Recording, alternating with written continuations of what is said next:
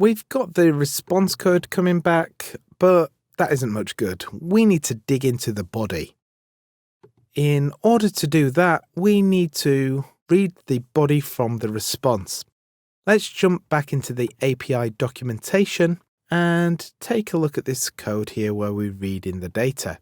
So response on data, this function gets a chunk and prints out the body.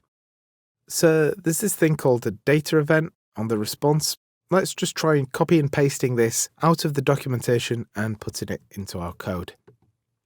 So let's do read the data, and because we've used response, we should use the full word as well rather than res. And let's run it. Let's clear and node app.js. And let's see what we have. So we've got body here. And then we've got body again. Actually, we've got body lots of times.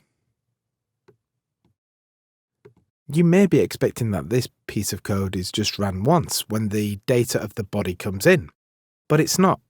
If you look carefully, it's been ran several times with only fragments or chunks of the body. This is because a response is a stream of data.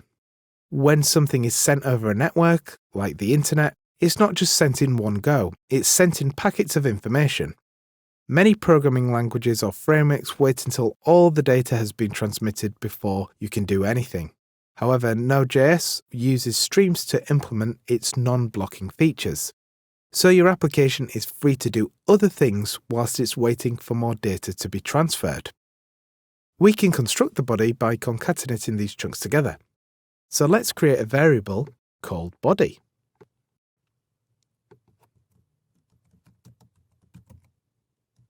And let's set it to the empty string initially. We can then add chunks as they come in.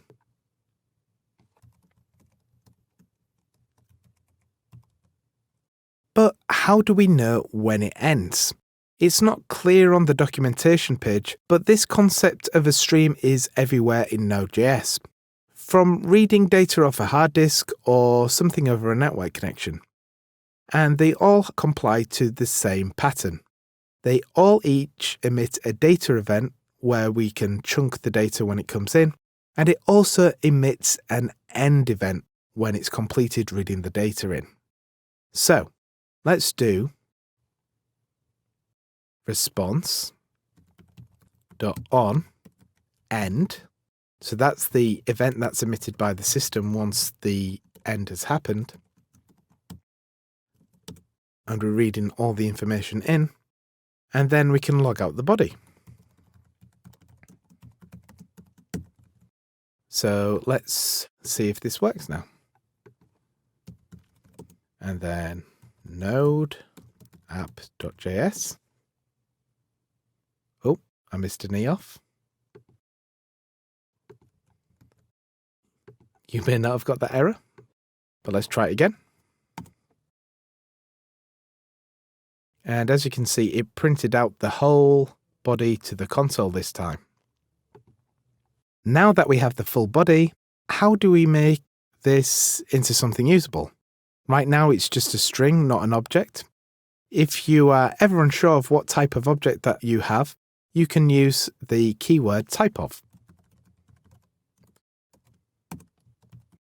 So we can log out type of body.